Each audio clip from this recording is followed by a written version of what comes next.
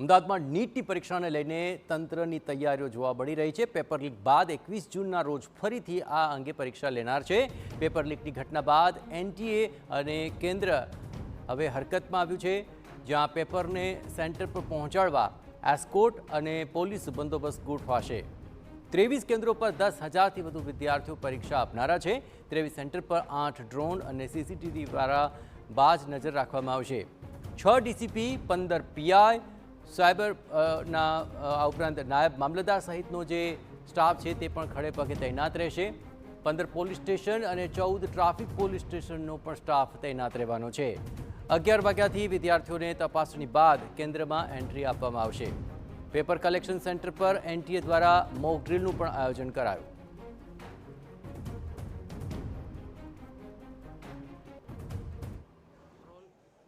NEET paper leak થયા બાદ આવતીકાલે દેશભરમાં 22 લાખ કરતાં પણ વધારે વિદ્યાર્થીઓ રીનીટની પરીક્ષા આપતા જોવા મળશે અને એને જ લઈને તમામ પ્રકારની તૈયારીઓ કરી દેવામાં આવી છે।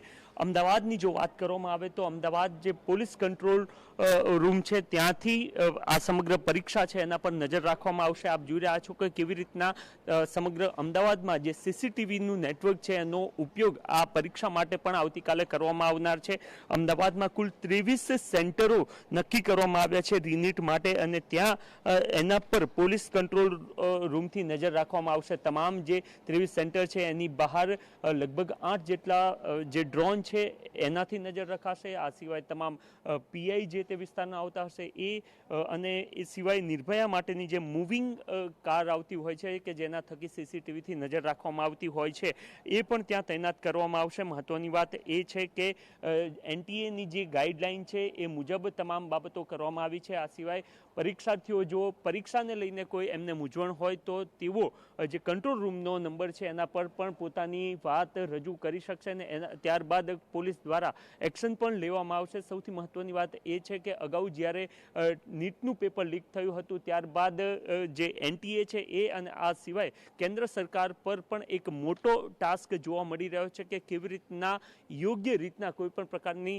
દખલગીરી ના થાય એ રીતના રીનીટ પરીક્ષા કેવી રીતના લઈ શકાય અને એ જ બાબતને લઈને તમામ જે રાજ્ય સરકાર છે એની સાથે પણ સંપર્કમાં રહીને એનટીએ દ્વારા સુચારું આયોજન પરીક્ષાનું કેવી રીતના થઈ શકે એ માટેનું આયોજન કરવામાં આવ્યું છે અને એને જ લઈને તમામ જે લોકલ પોલીસ છે એનો પણ સહારો લેવામાં આવી રહ્યો છે અને એના હેઠળ જ અમદાવાદનું જે કંટ્રોલ રૂમ છે એનાથી બાજ નજર રાખવામાં આવશે કે આખરે આ પરીક્ષા કેવી રીતના સુચારુ રીતના પૂર્ણ થઈ શકે।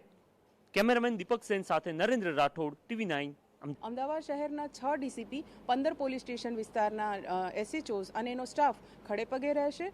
23 પરીક્ષા કેન્દ્રો ઉપર સંપૂર્ણ એનટીએની ગાઈડલાઈન અનુસાર બંદોબસ્ત ડિપ્લોય કરવામાં આવેલ છે। આ બંદોબસ્તનું ડિટેલ બ્રીફિંગ આજે કરવામાં આવનાર છે। તમામ પરીક્ષા કેન્દ્રો ઉપર નોડલ અધિકારી તરીકે પીએસઆઈ કક્ષાના અધિકારીને મૂકવામાં આવેલ છે। અમદાવાદ શહેર વિસ્તારમાં 14 જેટલા ટ્રાફિક પોલીસ સ્ટેશનના એસએચઓઝ અને એનો તમામ સ્ટાફ ટ્રાફિકનું પૂરતું નિયમન